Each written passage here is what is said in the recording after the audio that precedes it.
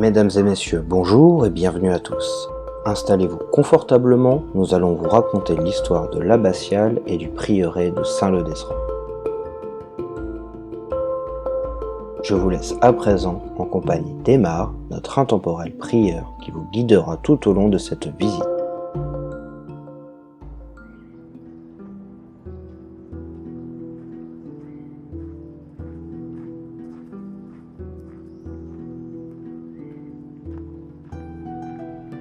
Bonjour à tous, je suis Aymar, le prieur du monastère de Saint-Leu-d'Esserand. Pour votre premier jour de noviciat, je vais vous faire visiter votre nouveau lieu de vie. Votre vie, désormais, sera faite de paix, de prière et de travail. Vous éviterez le contact avec les personnes étrangères à notre monastère. Ce monastère est très ancien. Il fut fondé il y a près de 950 ans. En 1081, notre abbé de Cluny, Hugues de Semur, décida de la fondation de ce prieuré. Il bénéficia d'une donation du comte Hugues de Dammartin. Cette année-là se réunirent une dizaine de seigneurs représentant l'ordre de Cluny, Hugues de Dammartin, l'évêque Guy de Beauvais et le roi de France Philippe. Hugues signa la charte par laquelle il donnait aux moines clunisiens la terre d'Esserand et l'église. L'ensemble des personnes présentes furent témoins de la donation. Ce dernier devint alors seigneur d'Esserand et propriétaire de l'église qui s'y trouvait. Jusqu'à cette époque, les seigneurs avaient en effet la mainmise sur les églises et donc sur les paroisses. Leurs intérêts prévalaient sur le travail des prêtres et la vie religieuse en souffrait. Au XIe siècle, la réforme dite grégorienne entraîna de nombreuses restitutions d'églises aux évêques. L'église d'Esserand aurait normalement dû revenir à l'évêque de Beauvais. Mais Hugues de Dammartin préféra la donner aux moines de Cluny. Il espérait sans doute ainsi qu'avec nos prières, il pourrait gagner le paradis plus facilement après une vie bien pourvue en péché. C'est ainsi qu'une dizaine de moines, dont je faisais partie, quittèrent Cluny pour venir fonder ici ce nouveau monastère sur les bords de l'Oise. Ce monastère était dédié à Saint-Leu. Comme nous disposions déjà d'une église, nous commençâmes par faire bâtir les bâtiments essentiels à la vie quotidienne. Le cloître, où nous nous trouvons actuellement, la salle capitulaire, le réfectoire, les dortoirs sortirent donc de terre. Nos constructions étaient facilitées par la présence à proximité d'une pierre de qualité. En effet, il suffisait de creuser sous nos pieds pour trouver de la bonne pierre. Nous étions quittes de la faire venir de loin et d'engager ainsi des frais pour le transport. Le monastère se développa très rapidement, si rapidement que 50 ans après sa fondation, nous avons pu imaginer d'agrandir notre église.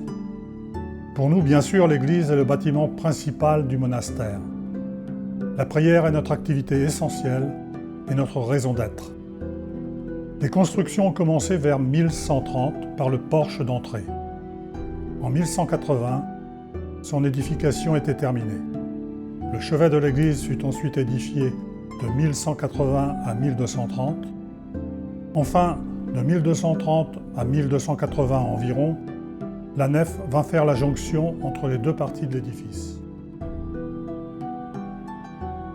Entre la construction du porche d'entrée et celle du chevet, les techniques d'édification avaient évolué. En 1130, on construisait encore des voûtes en berceau. C'était un art que nous avions hérité de l'Empire romain. Le poids de la toiture était ainsi divisé par deux et pesait horizontalement sur les murs. D'imposants contreforts permettaient à ceux-ci de se maintenir droits.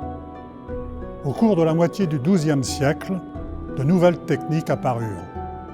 Les voûtes devinrent plus verticales, les voûtes en arc brisé apparurent, les voûtes en ogive permirent aussi de diviser le poids de la toiture non pas par 2, mais par 4, et reposait principalement sur les piliers. Les murs devenant inutiles, il était possible de les transpercer de larges fenêtres. À l'extérieur, les arcs-boutants permirent d'augmenter la taille de l'édifice. Cette époque fut vraiment l'âge d'or de notre prieuré. Il abritait alors une trentaine de moines, des serviteurs, peut-être aussi des enfants qui venaient soit pour étudier, soit pour devenir moines. En tout, une centaine de personnes vivaient au sein du monastère. Le prieuré possédait de grands domaines qui allaient jusqu'à Chantilly. On y cultivait les céréales, bien sûr, les légumineux, mais aussi la vigne avec laquelle nous fabriquions du vin. La communauté des moines disposait du droit de bon vin.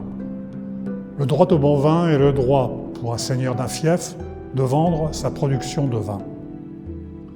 Au XIIIe siècle, nous avons décidé de construire une salle dédiée au négoce.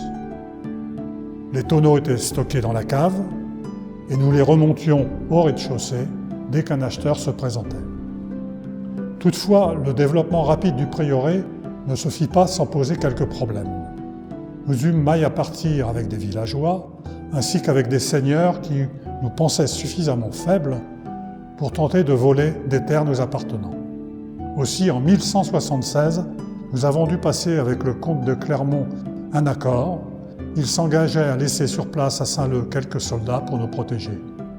Pour les loger, nous lui avons cédé une maison forte qui devait devenir plus tard le château de la Guédière. Après cette période de turbulence, le monastère connut un certain renouveau, sans toutefois retrouver le lustre d'antan. Au XVIIe siècle, il s'étendit par la construction d'une ferme et d'un pigeonnier. Ce pigeonnier pouvait abriter jusqu'à 3000 pigeons, propres à notre consommation, et dont nous pouvions utiliser les fientes comme engrais. Cependant, cette période de renaissance ne durera pas plus d'un siècle. En 1789 commença la Révolution. Dans l'année qui suivit, mon lointain successeur Don Roland fut convoqué auprès de la toute nouvelle commune, Côte de la Liberté-sur-Oise. C'est ainsi que les révolutionnaires renommèrent Saint-Leu-d'Esserand. Don Roland dut faire l'inventaire des biens du monastère et, dans les mois qui suivirent, tout fut vendu à des particuliers, y compris le cloître et l'ensemble des bâtiments. Les 6 moines qui restaient encore dans le prieuré durent le quitter et l'église devint église de village. Cette église, construite en 1130, méritait un entretien. Aussi, elle connut une importante campagne de restauration au XIXe siècle. Les bombardements de 1944 endommagèrent fortement l'abbatiale. Une bombe au moins traversa la toiture et de nouveau une campagne de restauration eut lieu dans les années 50. Les fouilles entreprises à cette occasion permirent de mettre à jour les anciennes fondations de la première église donnée par Hugues de Damartin en 1081.